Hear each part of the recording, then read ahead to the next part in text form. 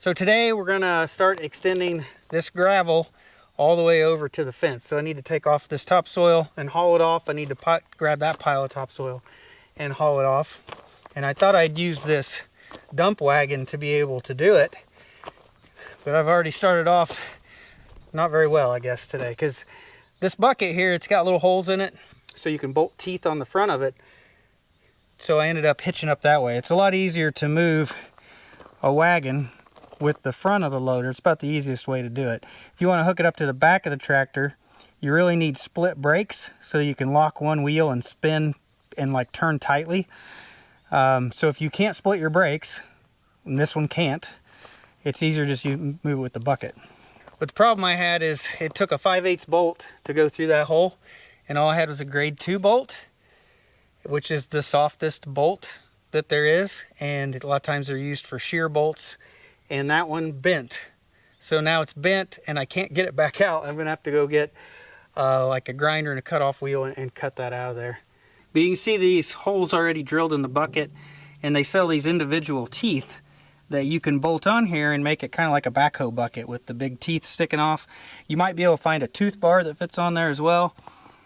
But I put this bolt through there. I don't know how well you're gonna be able to see it, but it's definitely bent. You can see it better that way. It's definitely bent sideways. That's just a great way to start off your day, isn't it?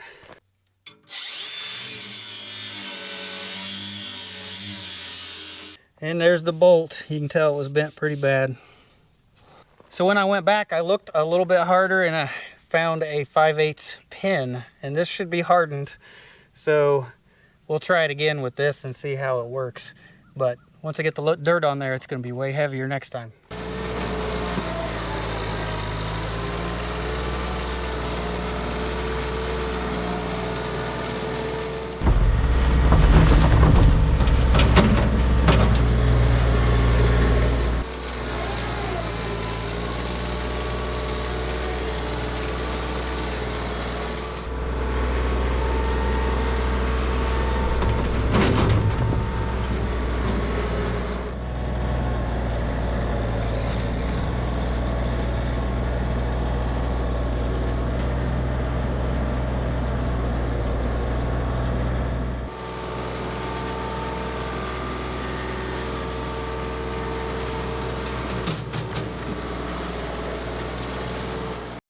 So I've never hauled dirt in this dump trailer before. I think it's called like a barge wagon or something. It's got a hoist under it, maybe a hoist wagon. There's got several different names, but it can lift up and dump, and dirt's very heavy. All I've hauled in this is like wood chips and then like a bunch of limbs and stuff like that from cutting down or trimming trees. And I think I always want to test this load right here and see how it does. We're using a smaller tractor as well, so that may make a difference.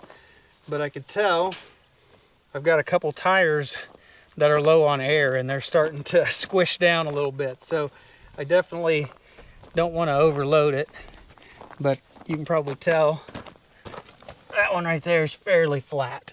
And I think they all roughly need to have a little bit of air put in them. So let's go ahead, we'll haul this first load and we'll see how this does. So I think I'll go ahead and I'll pin it to the bucket again and pull it all the way over there. Mainly because once I get to the location, I will have to back it in there to where I want to dump. And I just think it's going to be easier using the loader. So hopefully this new 5/8 pin holds up.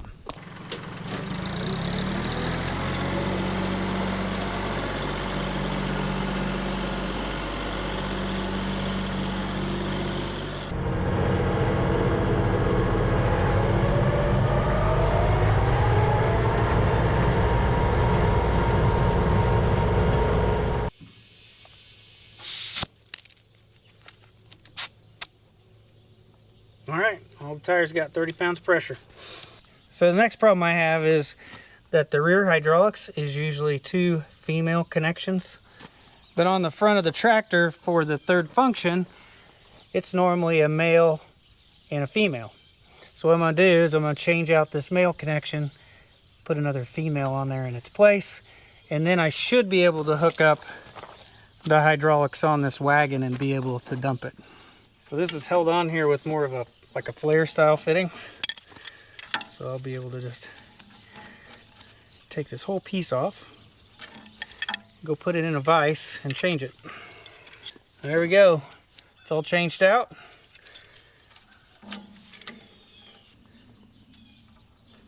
All right, we're hooked up. One hose reaches, the other one does not reach. Crap. Well, this is what happens when you try to do something for the first time, is you find out that there's several little things that just don't work out. Now, I do think I've got a short piece of hose. I might be able to lengthen that and make it work.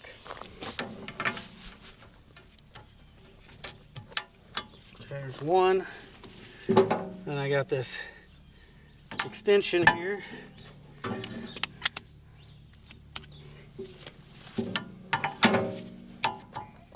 And we are hooked up. And just to let you know, the pin, probably can't see it, but it's not bent. It's still holding up, which that's hardened. It's made to do this, so it's working out right now.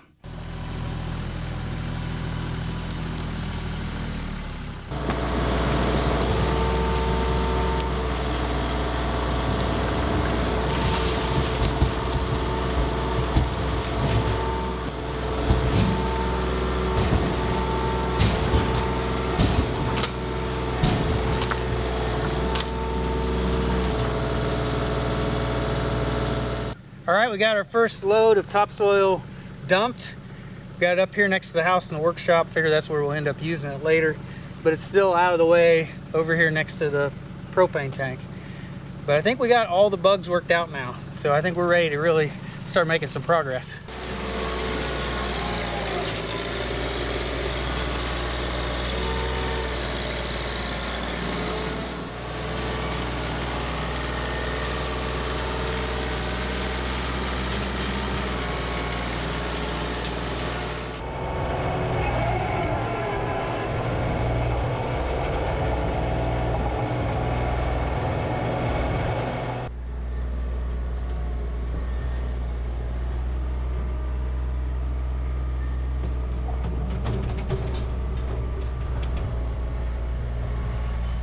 So you may not be able to tell it, but there's definitely more dirt in here than last time. So we're just gonna take it easy. I don't wanna get in a situation where the hoist won't be able to lift this up and dump it, because if we get there, we'll probably have to manually shovel this out until it can lift it. So we just wanna take it easy and not do too much.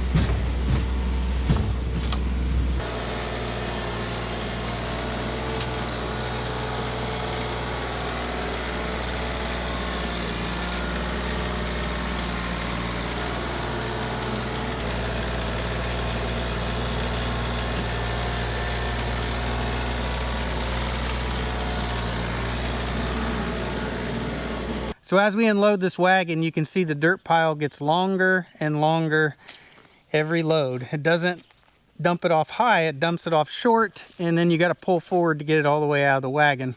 So every 2 or 3 wagon loads, I'm gonna have to come back here with the tractor, try to scoop this up and pile it up as high as I can. That way I've got room to dump the next few wagons. And it's not real efficient because you're handling the dirt, you know, multiple times, but I'm working with what I got, right? I got a dump wagon and I've got a tractor, and I'm using what I have on hand, and we're gonna make it work.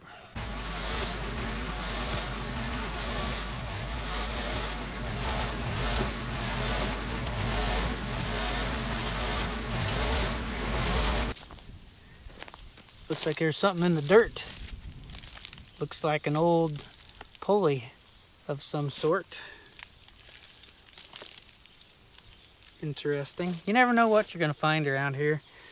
Everything, there's a ton, I mean, it's like buried treasure, except it's not treasure, it's all junk.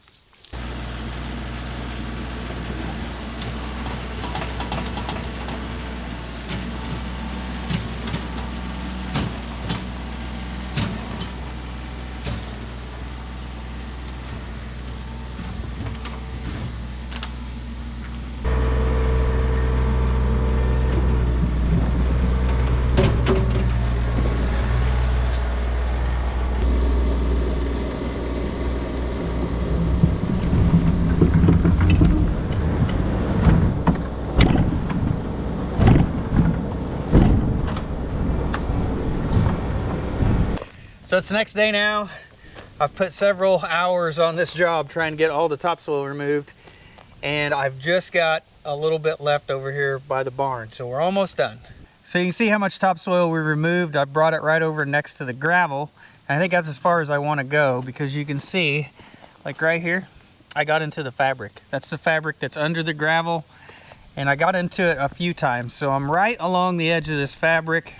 It's like there's the fabric again right here, and then I can see the fabric again right there.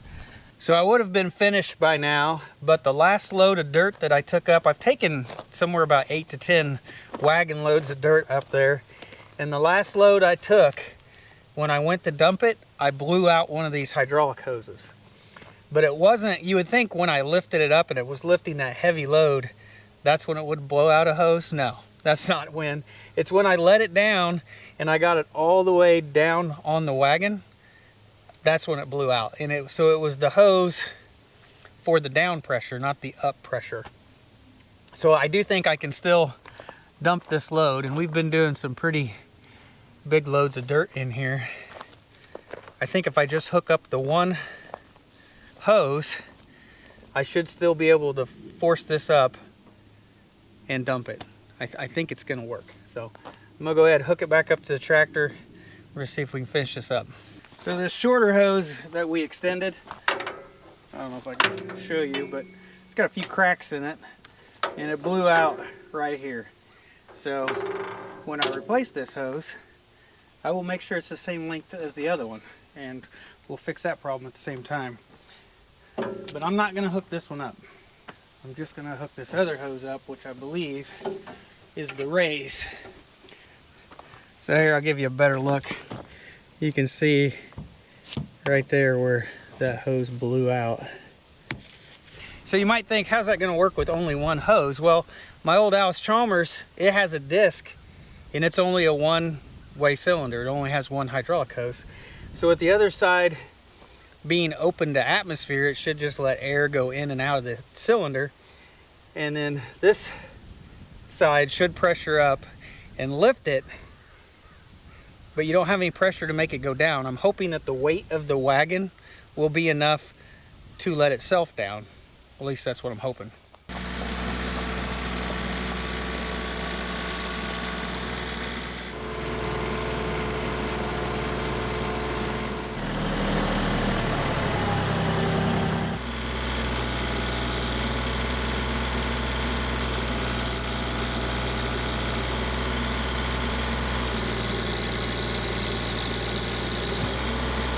So when I went to lift this wagon, this hose just sprayed fluid everywhere because it has nowhere to go. It needs to go back into the tractor.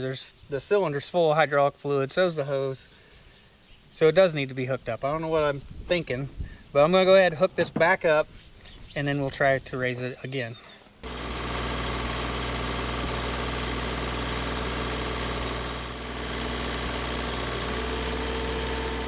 Well, at least we were able to get the wagon unloaded, but man, that hose leaked the entire time.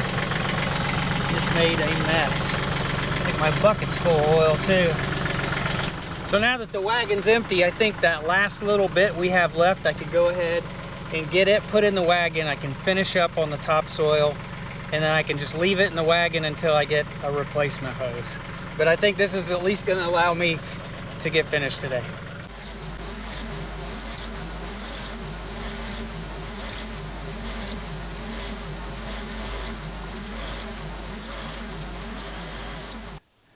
All right, we got the rest of the topsoil all the way to the pole barn removed, and I think it all looks pretty good. We got some touch up, to do around the edges. We'll probably have to do that by hand with a shovel, kind of around the loading chute a little bit. But overall, the topsoil's removed. It's now ready to put down fabric and to put some gravel on top. But I'll do that another day. I don't think I have enough fabric to cover all this, so I need to go buy some. Plus, I've been on the tractor. I bet you I've spent close to 8 hours digging out this dirt, unloading the wagon, piling it up. There's just a lot of little steps to this. So I'm ready to go ahead and walk away from this for at least a couple days and then come back. So I guess I'll take this last load and I'll try to get it piled up on top of this dirt pile before I quit today.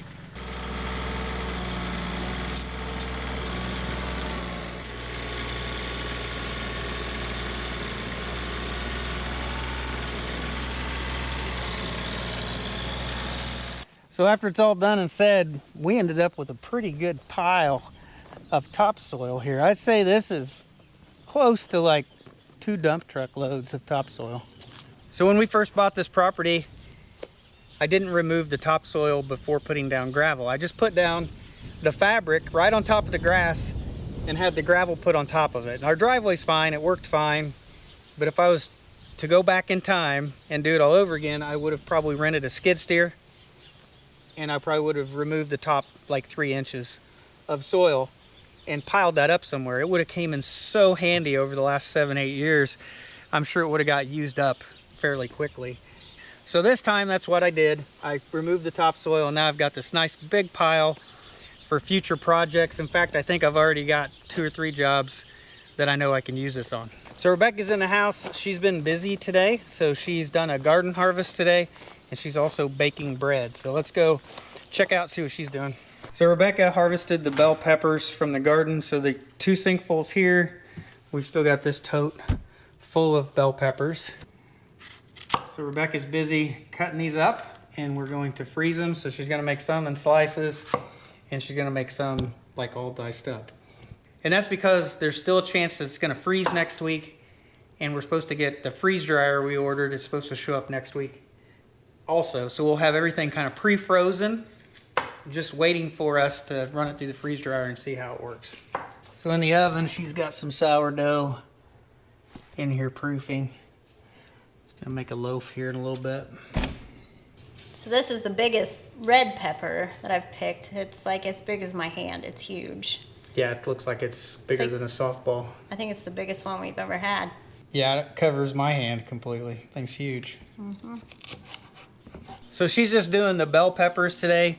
So she filled up that tote once, and that's 19 gallons, and then she filled it up about 1/3 of the way. So I'd say we had about 25 gallons just in bell peppers, and you can see that's gonna be a lot of work. So I'm gonna go ahead and help her out, get it all sliced up and get it in the freezer. Well, our day has completely changed pretty quick. So Rebecca just went downstairs to freeze some of the peppers we were cutting up, and our freezer in the basement went bad, and everything was thawing out. Some stuff was half frozen, some stuff was thawed out. So we're trying to process some of it on top of the peppers, but then a lot of it's going to go to the pigs. So pretty much everything in here was in the freezer. So these are some homemade French fries. We have peaches that we froze in syrup. There's what? There's fruit. Like, is there a big, that's berries. Yeah. This is like pumpkin puree. There's something, piece of paper stuck to it. It looked weird. That's the Hubbard squash. This is pumpkin. Oh, okay, you can see the difference in the color. Hubbard squash, pumpkin. We had some frozen buns, some frozen fruit. Yep. We figure all of this, the pigs will like to eat. Yes. And we have broth going. We have deer meat pressure cooking, bread going, and we have peppers we're still processing. So Yeah, we have a lot of things going on. So we had, what, like 4 bags of like chicken necks? yep. Yeah, and they're in the, we're making chicken broth now. And yeah, we had some deer meat in the freezer and it was starting to thaw out, so we're gonna cook it up for dog food. All right, pigs. You guys are gonna like this. These are blackberries from our blackberry bushes, which is, this is all really sad Yes. that all of so this sad. is gonna go to waste. There's just some peaches, but that's all nice and sweet. You guys are gonna be all hyper. All right, all 3 pigs are to the party now, and we've got their troughs full of all of the fruit and stuff from the freezer. So I guess it's not completely going to waste. It's definitely a sad moment because you spent a lot of time. Yeah, processing.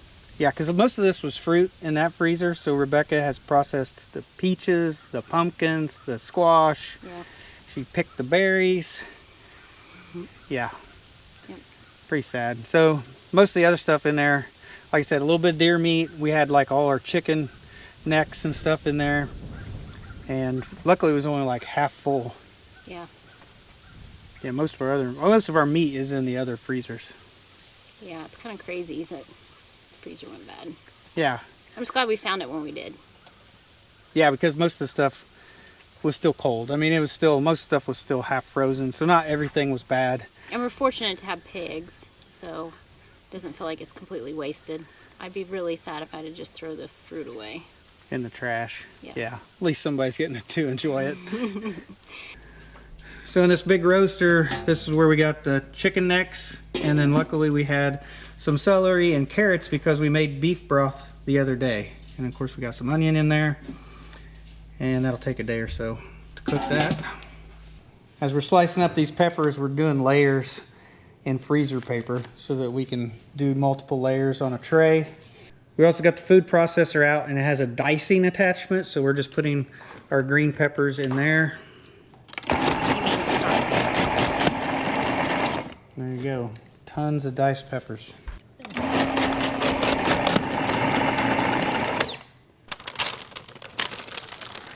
That's a lot of diced peppers. We're doing like one full thing on a tray, which is probably too much. And the rest of these bell peppers we're cutting into slices, and we're hoping that we can reuse these as fajitas later if the freeze dryer works out. So here's the loaf of bread that Rebecca was making. She made a larger amount in a half loaf pan. Ended up being a little bit bigger than what it should have been. Like right here is where the loaf pan was, and that's probably 3 inches out of the pan. Everything kind of went sideways with the freezer, so I didn't get to concentrate on my bread. Yeah, so it didn't end up being like perfect. Yeah, it'll still taste good. Yeah, sure it will. And it's going to be really tall bread. It will be. It's going to be a big sandwich right there. The thing's It smells huge. great. So we got all the peppers processed, and they are in a chest freezer out there in the workshop. We got 2 chest freezers out there running. And the one in our basement, when we opened it up, we have a thermometer that's actually hanging inside of it. And it was around 40, 42 degrees when we opened the door, or when Rebecca went down there.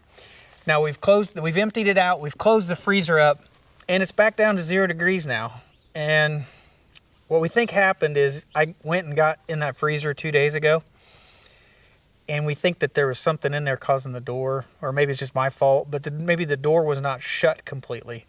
And we think that's why everything thawed out, because now the freezer, it's acting like it's not broken. So it acts like it's cooling back down. So we think that's all it was the door was cracked, not shut completely. There's a couple, what do you want to call it? There's like a basket in there, plus we have some other stuff in there. And it felt like the door was hitting something and not wanting to shut completely unless you really pushed on it. So I think that's what ended up happening. Don't think the freezer is bad. We're going to watch it and find out. But we really need some kind of freezer alarm. We need something that tells us our freezer is you know, not cold enough, and beep or something. We need to research and find something, because we have so many freezers with so much food that we really need that, to find something like that that would work, because we can have so much food go bad all at once because of a small mistake, like not the door just being cracked and not shut completely.